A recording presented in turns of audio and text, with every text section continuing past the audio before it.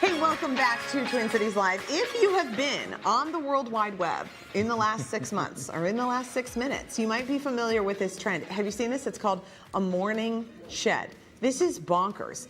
It's a super in-depth morning routine. This guy is so over the top. I can't accomplish in 2 weeks what this guy does. Well, he just got put to shame in a race by ice speed. So anyway, he's been humbled a little bit. Anyway, just remember, you don't have to dunk your face in an ice bath. You can, but you don't have to. You also don't have to remove mouth tape in order to have this satisfying morning. So we asked wellness coach JC Lippold for some tips on how you can make the most of your mornings, especially during these sunny summer months. Welcome. Hey guys, nice to see you. How about Ashton Hall? Really? Oh my gosh, it just makes me happy that you go, you don't need to, but how often do people think this is what you need to do in order to do the healthy, good, right things? And if I can't do all those things, then I shouldn't even do anything, and it's not worth it. And when in fact, even just a little bit of a morning routine can make a big difference. Yeah, like today, as you already raised, it's 15 hours and 6 minutes of daylight. And I was like, if we're gonna take those first 6 minutes to do something good for ourselves, to amplify the other 15 hours, what would those things be? Okay, that's a good perspective. I know, that's really good. Now you have 15 hours still left of your day, and you're ready to go. So what's the first thing we should do to maximize those first 6 minutes? So I'm an acronym fan. RPM, Rise, P, Meditate. But if you think, if you wake up to the sound of your alarm and then hit the snooze button, you got 9 minutes. Go to the bathroom and then head back to bed. Sit with your back against the headboard and close your eyes. Right? Even if you fall back asleep, that's your body saying, right now, what we need is a little bit more rest. But most of the time, I like to think about meditation as the idling of the mind. It's like your mind's like the bass fishing boat. What happens when we wake up? We hear the alarm and we go into fight, flight. Right.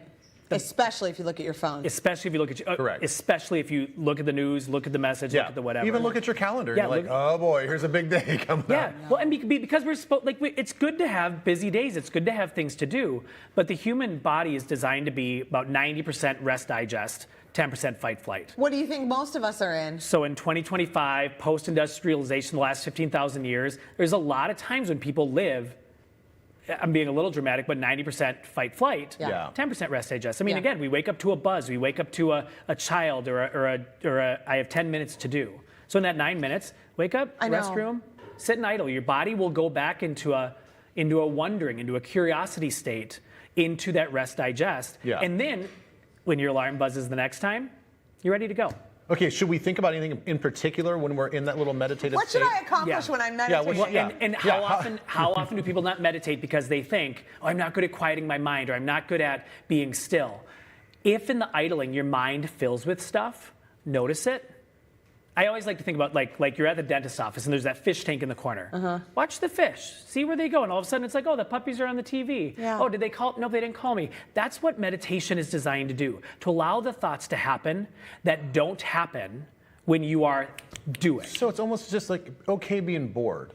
Exactly. It's mindful, strategic, boring time. I like that. All right. Now you got another part. Hydrate or dihydrate? So, why are you getting so aggressive? So this comes from dramatic. So my buddy Tony Castillo lives in Florida. He's a dietitian. He talks about hydrate or dihydrate in a really fun, funny way. But if we don't, like I always say, like breathing's a good idea. Drinking water's a good idea. If you don't do those things, you're probably not going to be around for very long. But how often is drinking water seen as not it's not enough. We need to do more. We need to drink a gallon of water. We need to. You got to load it up with all these electrolytes. You got to make sure it's hydrogen water. It's like the right pH. It came from a natural spring, and you gathered it yourself. So, as a Brooklyn Center born and raised kid, Brooklyn Center is the best tap water. I will fight anybody on that. Really? But to the point. Waking up, especially in the summer when it's hot out, we are constantly perspiring. We don't acknowledge that. Sometimes the reason why you feel kind of groggy or muddy or not focused is because you simply haven't had water. So setting the water next to the bed, wake up, 8, 12 ounces. If you're like me, I like filling my hydro flask, it's maybe like 20 ounces. I'll down it because it makes me go, okay, now if I forget to drink water in the next couple of hours at busy morning, I know at least I've set that case. Especially if you're going to have coffee. I was just going to say the same thing. Water before coffee. Water before coffee. Absolutely. Okay, so we've done that. We've had the water. We've had our coffee, maybe. And then what? We go outside, right? So here's the big one. we have these few months where it's actually nice being outside in the morning. I always like saying, put your feet in the grass and put your hands in the sky. Oh my gosh, hallelujah. Yeah, praise that sun. Yeah. Well, and how good does it feel to walk in the backyard if you have dogs like I do, to watch the dogs come running out too? Now I say put your sandals on first, because part of the reason why I sometimes don't do it is I don't want to get the grass back in the house. Throw the sandals on, walk outside, take your sandals off, put your feet in the grass. You'll fight flight for a moment with the dew, but then keep your eyes open. Inhale, touch the sky. Exhale, touch the grass. Yeah, Do that 5 times. I let the chickens out every morning, and so I do the same, and I just walk out there barefoot, and I have found there is a difference in being barefoot and not being barefoot. It's also like, I don't want to be such a weakling that I can't put bare feet on the ground. Right. You know what I mean? Yeah. Well, and so it's called earthing. Yeah. Where like literally putting your body into the earth. But to the point, if you do this in the summer, you get used to being barefoot. So all of a sudden the concrete, like your feet get, it's like, oh, we're good. And we're ready to go. Yeah, all great tips. Thank you JC, so you're so much. good. All right, you can keep up with JC on his website, which is jclipple.com. We'll be right back. TCL Stay Cool Summer is presented by Mall of America. This summer, whether it's shopping, dining, or having fun, it's your summer your way at MOA.